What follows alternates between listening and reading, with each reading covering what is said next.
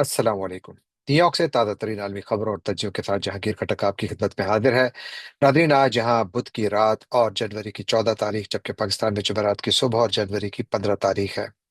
Nadreen, हमेशा की तरह खबरें बहुत हैं और सीधा खबरों की जानिब बढ़ते हैं। और पहली खबर खैबर पख्तूनख्वा से है। शह सुर्खियों में तो पिछले कई दिनों से है, लेकिन आज खैबर पख्तूनख्वा असेंबली के स्पीकर बाबर सलीम स्वाति का एक बयान हर तरफ गर्दिश में है। बाबर सलीम स्वाति ने कहा क्या? हमने कोर कमांडर साहब को जो लेटर लिखा है, कोर कमांडर साहब इस सूबे में फोर्सेस को कमांड कर रहे हैं, पाकिस्तान की फोर्सेज जो हैं तो बैरून मुल्क से नहीं आई हुई। और इस सूबे के अंदर कोई भी काम हो रहा है उसे ये सूबाई असम्बली भी देख सकती है। कोई भी अदारा है, वो वफाकी अदारा है या कोई भी अदारा है, वो फौज है या कोई दूसरा अदारा है, उसके मामलात को भी ये सूबाई असम्बली देख सकती है। आईने से इख्तियार देता है। जी, जैसा कि आपने सुना कि वो फरमा रहे हैं, core commander Peshawar lieutenant general Syed Umar Ahmad Bukhari साहब को जो उन्होंने तलब किया है उनकी कमेटी ने कि आप आइए और आप हमें ब्रीफिंग दें कि खैबर पख्तूनख्वा में सिक्योरिटी की सूरत हाल क्या है। और उसके बाद फिर फौज की जानिब से तो डायरेक्ट जवाब मेरी नज़र से कहीं नहीं गुजरा, लेकिन ऐसे तमाम मीडिया आउटलेट्स और जो हमारे सोशल मीडिया के दोस्त हैं जो कि फौज के ज्यादा करीब समझे जाते हैं, उनकी जुबानी ऐसे बयानिए जरूर आगे लाए गए जिससे ये वादे था कि शायद खैबर पख्तूनख्वा असेंबली के पास ये इख्तियार नहीं है। उनको अगर किसी को बुलाना होगा तो उनको जो दूसरा वफाकी हुकूमत के जरिए जाना होगा। कुछ इस किस्म का बयानिया जो है वो गर्दिश में रहा। स्पीकर बाबर सलीम स्वाति का यह बयान जो है ये हाल ही दिनों में खैबर पख्तूनख्वा की हुकूमत और पाकिस्तान के सिक्योरिटी इदारों के दरमियान जारी उस कशमकश का हिस्सा है या तसलसल है, जिसके तहत कभी DGISPR पाकिस्तान के एक सूबे के मुंतखब वजीर आला को रिडिक्यूल करते हैं, उनकी तस्हीक करते हैं, उनकी वीडियोस चलाते हैं प्रेस कॉन्फ्रेंसेस में, और बेसिकली प्रोवोक करते हैं पॉलिटिकली, उनको चैलेंज करते हैं, उनकी अथॉरिटी को चैलेंज करते हैं, जो कि उनके दायरा कार से बाहर है, दायरा अख्तियार से बाहर है। और फिर जवाब पॉलिटिकली भी आया, क्योंकि चूंकि जनरल साहब सियासी बयान दे रहे हैं तो जवाब तो सियासी ही आएगा, और वो सियासी जवाब आया। लेकिन अब ये मामला कुछ उस तरफ जा रहा है जहां पर कि एक ऐसा तासुर बन रहा है कि शायद ये एक तसादुम की तरफ मामला जा रहा है, जो कि बहुत ज्यादा अनफॉर्चुनेट होगा अगर ये मामला उस तरफ गया जो मेरी राय में जा चुका है। यानी देखिए, खैबर पख्तूनख्वा की हुकूमत को भी यहाँ पर मेरा मशवरा होगा कि उनको एहतियात का दामन हाथ से नहीं जाने देना चाहिए। अगर कोई बावर्दी जर्नैल सियासी बयान देता है तो उसका जवाब तो आप दे सकते हैं, लेकिन अगर आपके पास सिक्योरिटी के हवाले से सवालात हैं तो सियासत में कुछ बयानात के जरिए तो आप कुछ पैगाम रसानी कर सकते हैं। लेकिन अगर आप वाकई सिक्योरिटी के मसाइल को हल करना चाहते हैं तो आपको उन्हीं इदारों से बात करनी होगी जो इसके जिम्मेदार हैं। यानी इस वक्त पाकिस्तान के मुख्तलिफ इलाकों में पाकिस्तान की सिक्योरिटी फोर्सेज मुख्तलिफ तरीकों से कार्रवाइयाँ कर रही हैं, जिसका मैं खुद बाय द वे बहुत बड़ा यानी क्रिटिक हूँ, क्योंकि मेरी राय में जितने ज़्यादा ऑपरेशंस पाकिस्तान में हो रहे हैं और जितनी ज़्यादा या महदूद कामयाबियां फौज और उनके मुतसिल इदारों और सिक्योरिटी फोर्सेस के हाथ लग रही हैं, तो मेरा ख्याल है कि ये एक तरह से काफी हद तक नाकामी का सबूत है इस स्ट्रेटेजी का। लिहाजा उस पर हमेशा सोचा जा सकता है, ये एक तामीरी बहस है। तो मेरी राय में खैबर पख्तूनख्वा में एक एपेक्स कमेटी मौजूद है जिसमें कि फौजी क़यादत मौजूद होती है। दूसरा, अगर आपके पास, जिस तरह मैंने अर्ज किया कि एपेक्स कमेटी है, तो एपेक्स कमेटी में इस बात का तयन होना चाहिए कि मामलात कहाँ हैं, और दोनों यानी सूबाई हुकूमत और वहां पर मौजूद जो सिक्योरिटी फोर्सेस हैं उनके दरमियान जो कोऑर्डिनेशन होनी चाहिए, जो कई जगहों पर शायद नहीं है, वो बेहतर हो सकती है, तो मामलात बेहतर हो सकते हैं। क्योंकि अगर इस मौजू पर सियासत करना है दोनों जानिब से, तो फिर तो आम आदमी ही गर्क होगा बीच में, उसी की जो है जिंदगी जाया होगी और नुकसान उसी का होगा। लेकिन अगर इस मसले का हल चाहिए तो उसके लिए ये जरूरी है कि हमारे सिक्योरिटी इदारे और सूबाई हुकूमत मिल बैठकर बातचीत के जरिए कोई ऐसा रास्ता इख्तियार करें जिसके जरिए मामलात को आगे बढ़ाया जा सके। ये मामला तसादुम की तरफ जा रहा है, जो कि इस खत्ते में अमन आमा के लिए बिल्कुल अच्छी खबर नहीं है। और ये कि यहाँ पर जज्बातियत को साइड पर रखकर जो रियल इशू है और वो सिक्योरिटी का इशू है, उस पर बात करें और मिलकर काम करना चाहिए। अब चलते हैं अगली खबर की जानिब, जो अमेरिका से है और उसका ताल्लुक मशरक़ वस्ता से है। आप देखिए कि गुज़श्ता 24 घंटों के दौरान नहीं, बल्कि गुज़श्ता तकरीबन 2 हफ्तों से ज्यादा आलमी मीडिया का टोटल फोकस जो है वो ईरान पर है, क्योंकि ईरान में बहुत ज्यादा मुजाहरे हो रहे हैं آج نیو یارک ٹائمز اور دوسرے امریکی اخبارات یہ رپورٹ کر رہے ہیں، اور وہ کوٹ کر رہے ہیں ایرانین ہیلتھ منسٹری کو، اور وہ کہہ رہے ہیں کہ ان ہنگاموں میں اور جو پروٹیسٹ ہو رہی ہیں ایران میں، ان میں اب تک کوئی 3,000 افراد جاں بحق ہو چکے ہیں۔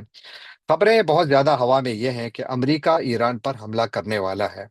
خبریں یہ بھی رہیں کہ امریکہ جو ہے وہ جو قطر میں امریکہ کی ایئر بیس ہے وہاں سے اپنی فوج کو کم کر رہا ہے۔ کوئی ایسی ہی خبریں برطانیہ کے حوالے سے بھی آئی ہیں۔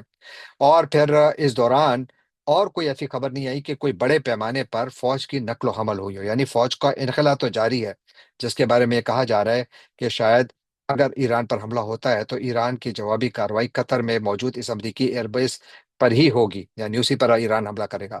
لیکن اگر ایران کے خلاف امریکہ کے جو باقی ملٹری ایسٹس ہیں، کیا وہ کافی ہیں؟ بڑے سوالات ہیں اس کے بارے میں۔ جوابات امریکی میڈیا میں کچھ زیادہ کلیئرلی نہیں آ رہے، لیکن ایک چیز واضح ہے، اور وہ صدر ٹرمپ کے بیانات ہیں۔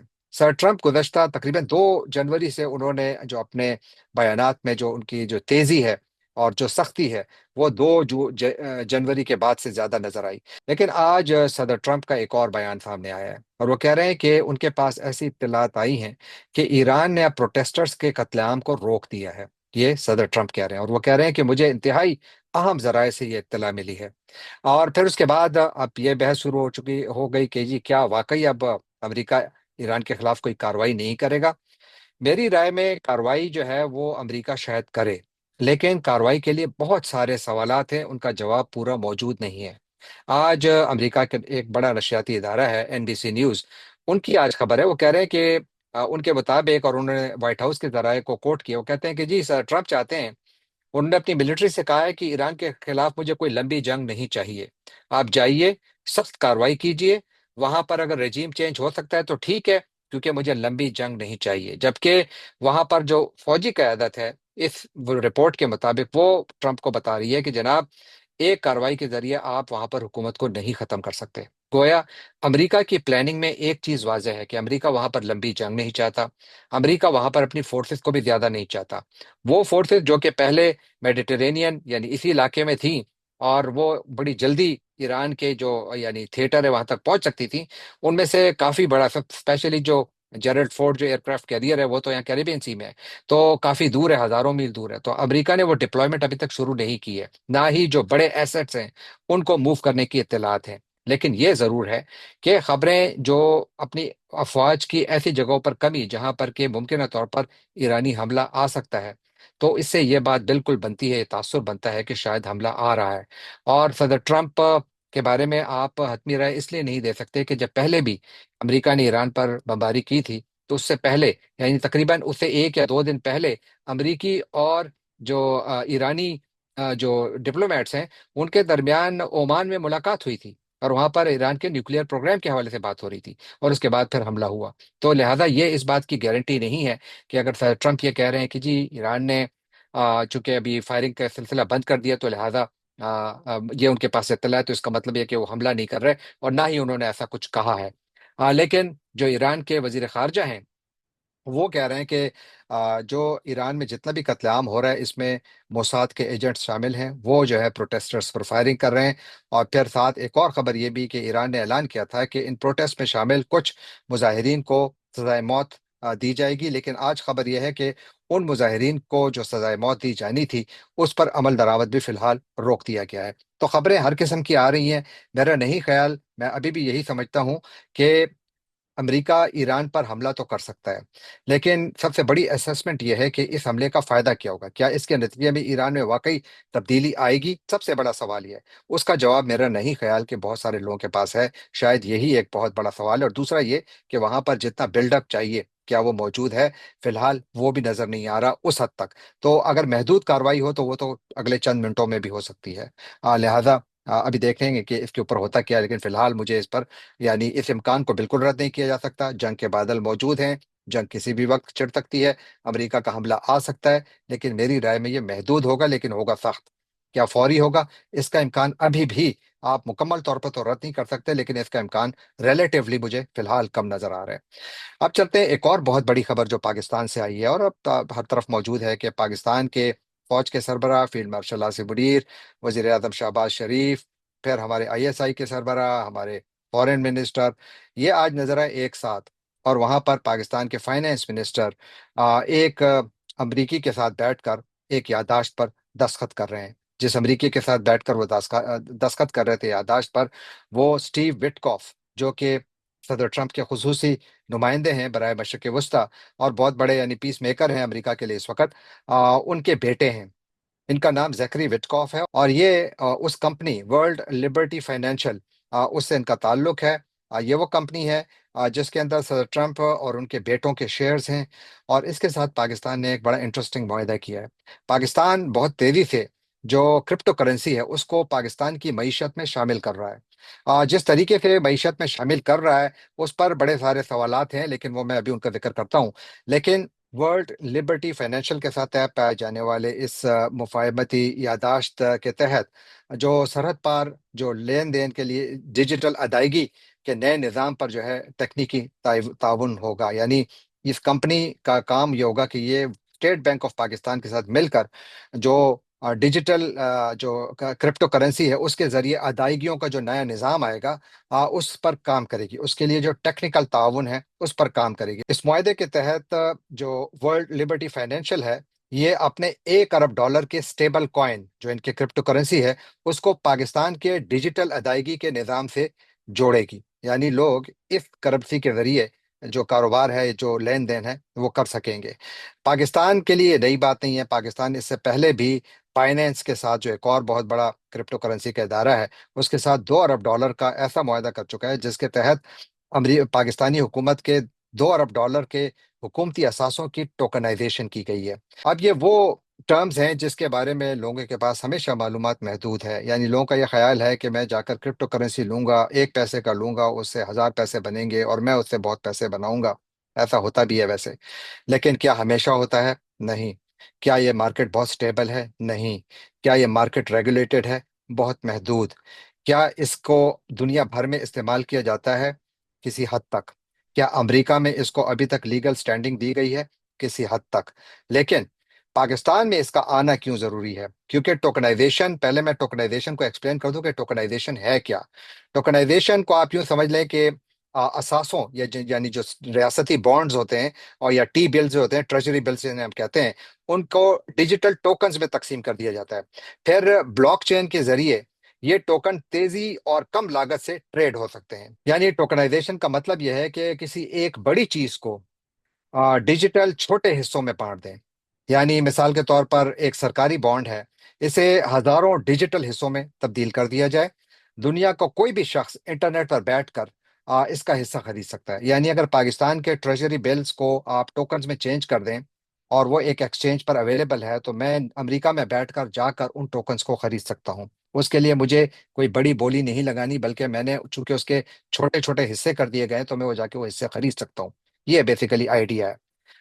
लेकिन इसके ऊपर बहुत सारे सवालात उठाए जा रहे हैं। वो सवालात क्या हैं? जो पाकिस्तान के साबिक वजीर खजाना हैं असद उमर, वो कहते हैं कि ये जो तरीक़ाकार है टोकनाइजेशन का, ये काफ़ी ज़्यादा गैर शफाफ है। उन्होंने इसकी शफाफियत पर सवालात उठाए हैं। उनका कहना है कि बाइनेंस की साख और आलमी मालियाती इदारों की अदम शमूलियत भी एक बहुत बड़ा यानी इंडिकेशन है कि इसमें लोगों का कितना एतमाद है। अब सबसे बड़ा सवाल यह है नाजरीन कि पाकिस्तान आखिर आलमी क्रिप्टो एक्सचेंजेस को खुशामदेद क्यों कह रहा है? और फिर इसका जो मकसद है, सबसे बड़ा मकसद, वो ये है कि पाकिस्तान में डॉलर लाना। वो डॉलर जो कि पाकिस्तान में आ नहीं रहे। पाकिस्तान में इंडस्ट्री में सरमायाकारी ना होने के बराबर है, बल्कि पाकिस्तान से इंडस्ट्री बाहर जा रही है। पाकिस्तान में एफडीआई जिसे कहते हैं, फॉरेन डायरेक्ट इन्वेस्टमेंट, वो मुसलसल गिर रही है। बल्कि शायद गुज़श्ता कई दिहाइयों में जो कमतरीन सतह हो सकती है उस पर इस वक्त पाकिस्तान में एफडीआई है। और इसका मतलब ये हुआ कि पाकिस्तान की मईशत में ओवरऑल लोगों का एतमाद नहीं है। तो पाकिस्तान एक गैम्बल खेल रहा है बेसिकली। और इसका मकसद ये है कि अगर पाकिस्तान के जो जो जो इकोनॉमी को टोकनाइजेशन, क्रिप्टो करेंसी की टोकनाइजेशन के साथ अगर इसको लिंक कर दें, तो इससे शायद पाकिस्तान के अंदर डॉलर आए, पाकिस्तान से डॉलर जाए ना, और पाकिस्तान के ऊपर माली दबाव कम हो। बेसिकली ये पाकिस्तान डेस्परेशन में कर रहा है मेरी राय में। और इसमें हकीकत भी है कि अगर ये यानी इस किस्म की जो अरेंजमेंट है ये चल पड़े, तो इससे वाकई डॉलर तो तेजी से आ सकता है। पाकिस्तान इसके जरिए जो आलमी सरमायाकारी है उसके साथ ایک نئے طریقے سے جڑ سکتا ہے، جس میں بجائے اس کے کہ کارپوریشن ہزاروں ملین ڈالرز پاکستان میں لگا رہی ہے، تو کوئی امریکہ میں بیٹھا شخص جو ہے وہ $100 کے ذریعے بھی پاکستانی اکانومی میں انویسٹمنٹ کر سکتا ہے ان ٹوکنز کے ذریعے۔ لیکن جو سب سے بڑا مسئلہ ہے، مسئلہ کیا ہے؟ مسئلہ یہ ہے کہ یہ ایک کمزور معیشت کے لیے شارٹ کٹ سمجھا جاتا ہے، کیونکہ اس میں رسک بہت زیادہ ہے۔ رسک اس لیے ہے کہ یعنی کرپٹو کرنسی تو کوئی خطرہ نہیں ہے میرا خیال ہے، یعنی یہ ابھی بھی ایوالو ہو رہی ہے، تو یہ کوئی بڑا خطرہ نہیں ہے۔ لیکن جو اصل خطرہ ہے میرے خیال میں وہ پاکستان کی جانب سے جلد بازی ہے۔ پاکستان یہ معاملہ بہت تیزی سے کر رہا ہے، کیونکہ پاکستان میں یاد رکھیے ابھی تک جو کرپٹو کرنسی کے حوالے سے قانون سازی جتنی ہونی چاہیے وہ ہے ہی نہیں، یہ بہت محدود ہے۔ اس کے حوالے سے جو پہلا آرڈیننس تھا وہ لاسٹ ایئر جولائی میں پریزیڈنٹ زرداری نے جو ہے جاری کیا تھا، اور اس کے بعد پھر کام شروع ہوا تھا، اور اس کے بعد پھر اگر کچھ قانون سازی ہوئی ہے تو 6 مہینوں کے اندر اندر پاکستان نے بہت تیزی سے اپنے آپ کو یعنی اس کو اڈاپٹ کیا ہے۔ تو ایک تو جو تیزی ہے، جلد بازی جو ہے، یہ خطرے کی ایک گھنٹی ہے۔ اور بڑا سوال یہ ہے کہ چونکہ پاکستان کی جو اکانومی ہے وہ ایک حد تک ٹوکنائزیشن سے جڑ جائے گی، تو پاکستان کا ٹیکس کا نظام کہاں ہے؟ کیا وہ بھی اس سے جڑا ہوا ہے؟ کیسے جڑا ہوا ہے کسی کو نہیں معلوم۔ اور پھر ساتھ یہ کہ جس طریقے سے پیسہ تیزی سے باہر سے آئے گا، اتنی ہی تیزی سے پاکستان سے نکلے گا بھی، کیونکہ جتنی آسانی سے کوئی خرید سکتا ہے تو اتنی آسانی سے بیچ بھی سکتا ہے۔ جس کا مطلب کیا ہوا؟ اس کا مطلب یہ ہوا کہ یہ جو مارکیٹ ہے یہ بہت زیادہ کمزور رہے گی، یعنی آپ کا حکومت کا کنٹرول رہے گا ہی نہیں۔ اور اگر دنیا میں کوئی بھی شخص یا 3 حکومتیں مل کر جو میجورٹی آف دا سٹیکس خرید لیں، تو اگر وہ چاہیں تو پاکستان کی اکانومی کو بٹھا بھی سکتے ہیں یا بہت بڑا نقصان اس کو پہنچا سکتے ہیں۔ اور پھر ایک اور بات کہ یہ پاکستان کے لیے جو پیسہ جو آ رہا ہے، یہ جس طریقے سے پاکستان سے فائدہ اٹھائے گا، تو اس کہتے ہیں کہ اس سے شاید پاکستان کے لیے جو قرضے ہیں وہ بھی بڑے مہنگے پڑ جائیں گے۔ اور سب سے بڑی بات یہ جس کا میں نے پہلے ذکر کیا کہ پاکستان یہ مجبوری کی حالت میں کر رہا ہے، یہ پاکستان پوزیشن آف اسٹرینتھ سے نہیں کر رہا، یہ پوزیشن آف ویکنس سے کر رہا ہے۔ اور اگر یہ درست قانون سازی ہو اس حوالے سے اور ایک اچھے نظام کے تحت اس کو چلایا جائے تو شاید اس سے پاکستان کو فائدہ بھی ہو، لیکن اس میں رسک بہت زیادہ ہے اس وقت، شاید بعد میں نہ ہو لیکن اس وقت بہت زیادہ ہے۔ تو ٹوکنائزیشن جو ہے وہ بے شک ایک طاقتور ٹول ہے، لیکن بغیر حفاظتی دیوار کے، یعنی اگر لیگل فریم ورک اس کے لیے موجود نہیں ہے تو یہ ایک تلوار بھی بن سکتی ہے۔ اور فیصلہ جو ہے وہ حکومت کو کرنا ہے، ظاہر ہے کہ کس قسم کا لیگل فریم ورک آنا ہے، اور سوال جو ہے وہ عوام کو پوچھنا ہے۔ تو یہ آپ کے لیے میں سوال چھوڑتا ہوں، میری جتنی معلومات ہے اس حوالے سے میں نے وہ آپ کے ساتھ شیئر کر دی۔ آپ اپنی رائے ضرور شیئر کیجئے کہ آخر کیا ضرورت ہے پاکستان کو اتنی تیزی سے اس ٹیکنالوجی کو اڈاپٹ کرنے کی، یا ایک خاص حد تک جائیں پھر بھی ٹھیک ہے، لیکن لگتا ہے کہ پاکستان کافی تیزی سے آگے بڑھ رہا ہے، اور اس میں پاکستان کی طاقتور ترین شخصیات شامل ہیں۔ آ، اور اب آخری موضوع کی طرف چلتے ہیں، اور وہ امریکہ سے ہے، جہاں سے کہ اگر ایک طرف پاکستان امریکی سرمایہ کاری کو ویلکم کر رہا ہے، تو دوسری جانب سر ٹرمپ کی حکومت نے آج ایک بہت بڑا اعلان کیا، ہر طرف خبروں میں ہے، میں اس کی زیادہ تفصیلات میں نہیں جاؤں گا، کہ خبر یہی ہے کہ ظاہر ہے جس طرح پاکستان اور 74 دوسرے ممالک پر امریکہ نے جو ہے وہ بین لگا دیا ہے کہ وہ ان کے امیگرینٹ ویزاز کی جو پروسیسنگ ہے اس کو روک دیا ہے، فی الحال اس کو روک دیا ہے۔ وہ ممالک جو اس سے افیکٹ ہو رہے ہیں، 74 ممالک کی بہت لمبی فہرست ہے، لیکن ظاہر ہے اس میں پاکستان ہے، افغانستان پہلے سے تھا، بنگلہ دیش ہے، ایران ہے، صومالیہ ہے، ہیٹی ہے، ایریٹریا ہے، اور دوسرے ممالک ہیں جن کا تعلق ایشیا، افریقہ، یورپ اور امریکاز یعنی لیٹن امریکہ سے ہے۔ پاکستان جو ہے اس پر اس کا یقیناً بہت زیادہ منفی اثر ہوگا، کیونکہ وہ ہزاروں پاکستانی جو کہ فیملی ویزاز یا ٹریول یا ورک ریلیٹڈ ویزاز یا اسٹڈیز کے لیے جو جا رہے تھے، تو ان کے لیے شاید اس میں مسائل پیدا ہو سکتے ہیں۔ اور سب سے بڑا مسئلہ یہ ہے کہ یہ کوئی کلیئر ڈیٹ بھی نہیں ہے کہ یہ کب تک پاز رہے گا، یعنی کب تک اس پر اس جو یہ پروسیس ہے اس کو روکے رکھا جائے گا۔ آ، لیکن انڈیا جو ہے وہ اس سے متاثر نہیں ہے، انڈیا کے اوپر کوئی فریز نہیں ہے، انڈیا سے ویسے ہی لوگ آتے جاتے رہیں گے۔ یہ سب کچھ ایک ایسے وقت ہو رہا ہے جب پاکستان دنیا کو یہ بتا رہا ہے کہ وہ امریکہ کا سب سے قریبی اتحادی ہے، اور پاکستان کو اس کا رزلٹ کارڈ آج مل گیا ہے۔ لیکن کیا یہ صرف پاکستان کے ساتھ سر ٹرمپ کی محبت یا کوئی خاص فیلنگز ہیں؟ میرا نہیں خیال۔ میرا خیال یہ ہے کہ سر ٹرمپ اس سے پہلے بھی کچھ اس قسم کی انڈیکیشنز دے چکے ہیں کہ امریکہ میں کچھ ایسے گروپس ہیں جو کہ سب سے زیادہ حکومتی جو یعنی خزانے پر بوجھ سمجھے جاتے ہیں، یعنی وہ ویلفیئر زیادہ لیتے ہیں، تو اس میں کہتے ہیں پاکستانیوں کا نام بھی کافی زیادہ ہے۔ وہ کہتے ہیں کہ جو پاکستانی ہیں اور دوسری کمیونٹیز جو ہیں وہ ویلفیئر لیتے ہیں، تو لہٰذا یہاں سے اگر امیگریشن آئے گی، یعنی وہ لوگ جو کہ پاکستان سے فیملی امیگریشن یا کسی بھی طریقے سے یہاں آتے ہیں، تو وہ آ کر امریکی نظام پر یوں بوجھ بڑھتے ہیں، ان کے ٹیکس پیئر پر اس طریقے سے بوجھ بنتے ہیں کہ وہ امریکہ سے امریکی اداروں سے ویلفیئر لینا شروع کر دیتے ہیں، کام نہیں کرتے یا پیسہ نہیں لاتے یا امریکہ میں دولت نہیں پیدا کرتے۔ یہ ایک بڑی وجہ بتائی گئی ہے۔ لیکن میں تھوڑی ریسرچ کر رہا تھا کہ کیا واقعی پاکستانیوں کو چھوڑ دیں، ویسے ہی دیکھ لیتے ہیں کہ جو امیگرینٹس اور جو نیٹو امریکنز یا جو یو ایس بورن ہیں ان کا فرق کتنا ہے۔ تو کیٹو انسٹیٹیوٹ امریکہ کا ایک بہت بڑا تھنک ٹینک ہے، ان کی ایک سٹڈی میں دیکھ رہا تھا، وہ کہتے ہیں کہ جو امریکہ کے اندر جتنا بھی ویلفیئر سے جو لوگ فائدہ اٹھاتے ہیں، تو انہوں نے ایک ریسرچ کی اور اس میں 2022 کا ڈیٹا انہوں نے بتایا۔ تو انہوں نے کہا کہ امیگرینٹ جو ہیں وہ امریکہ کی ٹوٹل پاپولیشن کا 14.3% تھے کب؟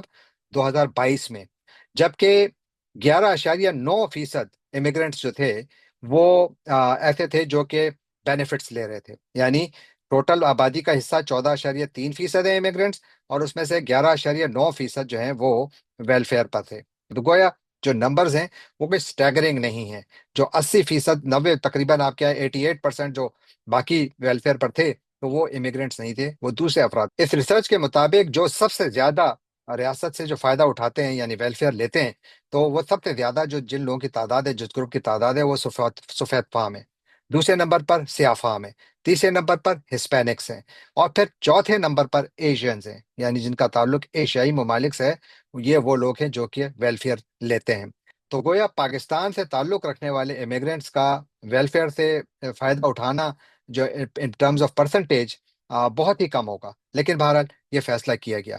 اور اس سلسلے میں میرا خیال تو یہ ہے کہ بہت بڑی ذمہ داری پاکستان کی حکومت پر بنتی ہے کہ وہ جا کر امریکی حکومت سے بات کریں، کیونکہ پاکستان کے لیے اس سے بہت زیادہ مسائل پیدا ہو سکتے ہیں، اور پاکستان امریکہ کا ایک قریبی اتحادی سمجھا جاتا ہے۔ امریکہ سمجھے نہ سمجھے، پاکستان تو دنیا کو یہی بتاتا ہے۔ تو لہٰذا پاکستان کا اب یہ بہت بڑا ٹیسٹ بھی ہے موجودہ قیادت کا، کہ ان کے تعلقات کا سب سے بڑا امتحان اب یہی ہے کہ وہ جائیں اور بات کریں اور کہیں کہ جناب پاکستان کو اس فہرست سے نکالیں۔ کیا وہ یہ کر پائیں گے؟ اس کا جواب میں آپ سے چاہوں گا۔ جانے سے پہلے آپ سے ایک مرتبہ پھر درخواست کہ آپ ہمارے چینل کو سبسکرائب کیجیے، لائک کیجیے، شیئر کیجیے، کامنٹ کیجیے، اور بیل آئیکن کو کلک کرنا نہ بھولیے گا۔ آپ کا بہت بہت شکریہ۔